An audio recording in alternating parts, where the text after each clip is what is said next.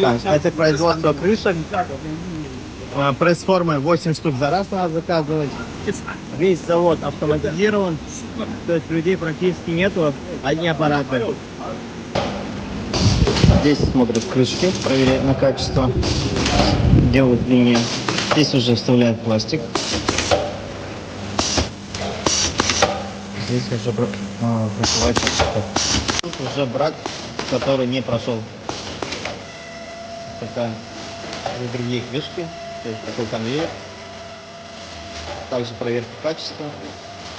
И вот есть крышки, которые не упаковываются в пакеты, а укладывают специальные палеты, чтобы не царапались во время транспортировки.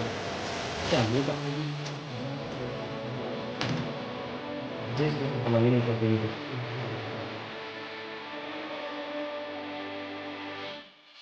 Этот модель крыши хорошо сейчас продается.